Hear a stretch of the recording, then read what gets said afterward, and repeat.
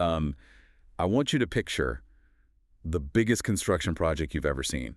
We're talking maybe those massive skyscrapers in Dubai or, a suspension bridge spanning the mile of ocean. When you look at that, what's the first thing you actually see? Usually. I mean, it's just chaos. Right. It's cranes, concrete mixers, hundreds of people in high-vis vests running around. It really looks like a hive. It does. It looks like pure physical exertion, like this triumph of steel and sweat. Mm. But today, for this deep dive, we're doing something a little different. I want to talk about the invisible layer that sits on top of all that. The thing that actually stops that hive from just turning into a massive brawl. We are talking about the paperwork. But not just any paperwork. We got our hands on a source document with the incredibly dry title of Employer Requirement Contract Administration, specifically E3.4. Yeah, quite a mouthful. It is. And honestly, to me, looking at it, it seemed like a cure for insomnia. But you're telling me this is actually a really high-stakes rule book. Oh, it is way more than just a rule book. Think of it as the operating system for a billion-dollar joint venture. Okay. This document, it's basically the source code for how human beings are allowed to interact when there's that much money on the line. I mean, it dictates absolutely everything, from how you ask a simple question to how you demand payment to how you say, I completely disagree with you without immediately getting sued. And that is exactly what hooked me. Our mission today is to decode this. It's essentially an attempt to legislate human behavior through strict paperwork. The level of detail here is fascinating, so let's peel this back. If you are on this massive project, who are the main characters? The document sets up this sort of triangle of power, right? It does, and, well, understanding this triangle is totally key because everything else in the E3.4 document flows directly from it. So right at the top, you have the employer. Simple enough. Yeah. The person with the money. Exactly, the client. They own the land, they want the building, and they hold the checkbook. The whole process basically kicks off with them. They issue Form 2.1. Form 2.1. Right, which is the right of access to site. Okay. It's basically the golden ticket that lets anyone else legally step onto the dirt. Then on the second corner of the triangle, you have the contractor. The builders. Yeah. The ones doing the actual sweating. And they have to go through a strict onboarding process, which we'll get into later. Right. But standing squarely between the employer and the contractor is the third point of the triangle, the engineer. Now, I got to ask here. When I hear the word engineer, I think of someone, doing calculus or designing a steel beam. Is that who this person is? In this specific context, no, not really. Oh. Here, the engineer is the referee. They are appointed by the employer to administer the entire contract. I mean, they don't just design things, they decide things. Decide what? They judge the quality of the work, they track the project timeline, and most importantly, they certify the payments. Form 3.1 is literally the appointment of the engineer. So they are the judge, the jury, and the bank teller all rolled into one. Pretty much. The document gives them immense power, but There's a but. there is a big but. And this is where the bureaucracy gets really interesting. It also strictly limits who can actually use that power. Yeah, I saw a section in there about the engineer's assistant, Form 5.1, the Notice of Delegation. It seemed a bit harsh. You noticed that? Yeah. It basically said the assistant can be on the site, but they can't really do anything important. Well, they can watch. Let's call the delegation clause. The engineer can appoint an assistant to be their eyes and ears on the ground, but there is a very strict fence built around them. Right. Unless it is explicitly stated otherwise, the assistant cannot make what's called a determination, and they absolutely cannot issue a notice to correct. Only the engineer holds that ultimate authority. So wait, if I'm an assistant and I'm walking the site and I see a wall being built completely upside down, I can't stop it. I mean, you can shout, you can point at it, but you cannot legally issue the command that carries financial weight. Only the engineer has that checkbook authority. Why handcuff your own team like that? That seems counterproductive. It's actually a safety rail. Think about it. Imagine a junior assistant on a site with 2,000 workers. If they panic and issue a stop work order just because they think something might be wrong. Oh, wow. Yeah, that could cost the project millions of dollars a day.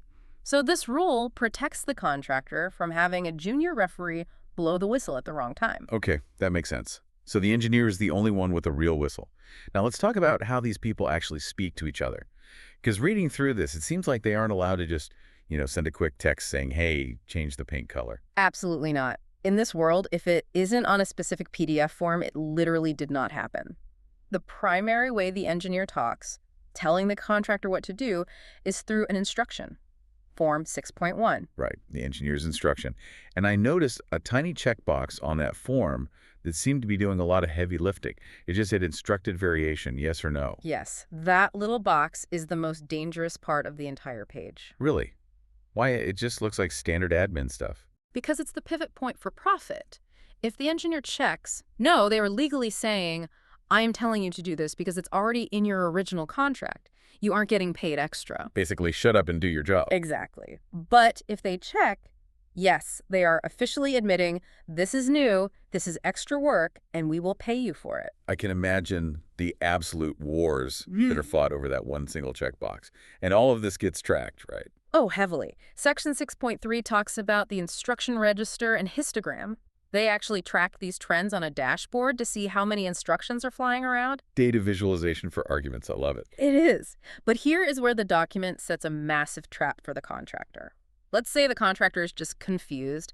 They don't want an instruction. They just have a quick technical question. Okay. So they file what's called a technical query, or a TQ, Form 10.1. Yeah, I saw that form. It looked like a simple Q&A sheet. Like Part A, the contractor asks a question. Part B, the engineer gives an answer.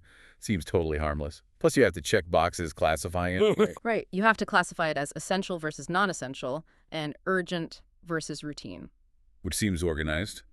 But you called it a trap. A huge trap. Let's play this out. You are the contractor. You ask via TQ, hey, the drawings are blurry. Should we install the expensive marble or the cheap tile? The engineer writes back in Part B, install the marble. Okay, great. I have my answer. So I go buy the marble. You buy it, you install it, and then you send the bill for the extra costs of the marble. And guess what? You don't get paid. Wait, what do you mean? You literally told me to install the marble. I have it in writing right here in Part B. You have it in writing on a technical query. The E3.4 source explicitly states, usually in bold text, that a TQ does not constitute a variation. It is for clarification only. It feels like a trick. It's an administrative bear trap. If the answer to a query is going to cost money, the contractor has to stop, refuse to act on the TQ, and trigger a whole new process called a variation request. If they just blindly follow the advice in the TQ, they are technically volunteering to do that extra work for free. That is terrifying. You could be trying to be helpful, efficient, get the job done fast, and end up bankrupting yourself just because you used the wrong piece of paper. Welcome to contract administration. It absolutely demands that you think like a lawyer first and a builder second. Wow. Okay, so let's say we do it right. We need to officially change the plan. Maybe we start digging and we hit solid bedrock we didn't expect. How does this variation dance actually work? Section 16.2 had these crazy flowcharts. It's a very formalized negotiation. Step 1, you have the variation request, Form 16.1. The engineer officially asks for a change or acknowledges a change is needed. Okay. Step 2, the contractor responds with a variation proposal. And this is where they have to show their cards. They state exactly how much it will cost and how much extra time they need. That's called EOT, extension of time. The document mentions something to do with time called critical path analysis. I've heard that term thrown around in generic business meetings, but what does it actually mean on a site like this? In this world, it's the difference between being busy and being delayed. Explain that. Let's say you ask me to add a fancy fountain to the main lobby. That might take me 2 solid weeks of work, but if I can do that work while other teams are still finishing the roof, the building as a whole still opens on the exact same day. So no harm, no foul on the final deadline. Right. It's not on the critical path. But if building that fountain prevents the front doors from being installed and we can't get the fire safety inspection without those doors, Oh, I see. then the whole project finish date slides by 2 weeks. That is the critical path. The document demands you prove, mathematically, that this specific variation pushes the end date. You can't just vibe it and say you need more time. You have to prove it. With charts. Yeah. And the variation register tracks all of this. It tracks the time, it tracks value engineering proposals if you find a cheaper way to do things. And it tracks the money. I noticed step 3 is the final agreement, the variation form, Form 16.4, and it forces you to state the pricing type, like lump sum, provisional sum, cost plus, or day rate. It's incredibly specific. It leaves no room for ambiguity. So we've got instructions, we've got queries, we've got variations, but let's be real. This is construction. Things go wrong. People get mad. Constantly. This was honestly my favorite part of the document. Yeah. The conflict resolution section. Because it feels like they're literally trying to create a bureaucratic process for human anger. That's exactly what it is, and it starts with the Notice of Claim, Form 18.1. Which has a time limit. A very strict one. This is another trap. If an event happens, say a hurricane hits the site, or the employer forgets to give you access to a certain area, you cannot just complain about it during a meeting next month. Right. You must file a formal notice of claim immediately. If you miss that window, you are what they call time barred. Meaning you lose the money forever. Meaning you lose the right to even ask for the money. Even if you are 100% morally right, if you are late handing in the form, you get nothing. That is brutal. Okay, so I filed my 18.1 notice on time. I am unhappy about the hurricane. It references the exact subclauses of the contract. Then what? Then you have to do your homework. You followed up with Form 19.1, the fully detailed claim. And detailed means detailed. Yeah. You have to attach contemporary records, the daily logs, the weather reports, the photos, the receipts. You have to build a full cause and effect analysis linking the specific event to your specific loss. And state your legal basis, your entitlement. And there's a difference between interim and final claims too, right? Like if the hurricane is still happening. Exactly. Interim is for ongoing events. Final is when the bleeding has stopped. And then the engineer, or referee, has to decide. First, they try to talk it out, I think. Form 8.1, the consultation notice. Right. They try to reach an agreement. But if they can't agree, the engineer puts their foot down. They issue Form 8.3, the Notice of Engineer's Determination. They look at your homework and say, okay, I agree, here's $50,000. Or, I disagree, you get absolutely nothing. And if they say you get nothing and I'm furious, do I just flip the table in the trailer? You can flip the table, but it won't get you paid. Instead, you have to file what might be the greatest form title in bureaucratic history. Form 8.4, the Notice of Dissatisfaction. I love that so much. I am officially notifying you of my dissatisfaction. It's so petty but official. But look at what the form actually requires. You can't just check a box that says, I'm mad. You must provide supporting documentary evidence for exactly why the engineer's ruling is wrong. So I have to write a rebuttal essay. You do. Think about the psychology of that for a second. It forces you to stop being emotional and start being analytical. You can't just scream at the referee. You have to write a legal thesis on why the referee violated subclause 14.2. It cools the temperature down. It keeps the project moving.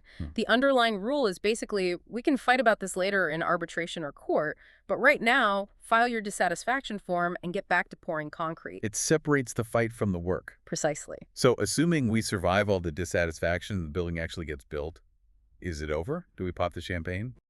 Not yet. The endgame in E3.4 is like a video game with multiple final bosses. I saw a notice of completion, Form 11.1. That sounds pretty final to me. That's just the contractor saying, hey, I think I'm done. They can list exceptions, like minor things that aren't quite finished yet, but the engineer can totally reject it. With Form 12.1, the notice of rejection. Right, and they have to list the corrective actions required. But if they do accept it, you finally get Form 13.1, the taking over certificate. Taking over. So the keys actually change hands at that point. Yes. The employer takes possession of the site. The taking over certificate will list minor outstanding work and defects. But the contractor isn't entirely free yet. They enter the defects notification period. This sounded a lot like a probation period. It essentially is. Usually it lasts a year. The contractor has left the site, but they're still on the hook. If a door handle falls off or the HVAC stops working, the engineer issues Form 14.1, a defect notification. And the contractor has to mobilize and come all the way back to fix it. So you're like a zombie. Supposedly done, but you keep having to come back to life to fix door handles. Until the DMP expires and you get the performance certificate. Form 15.1, that is the true end. That's the document that finally says, okay, the probation is over. You are released. I want to zoom out for a second. Yeah. We've been talking about all these forms, variations, claims, dissatisfactions. It sounds incredibly complex.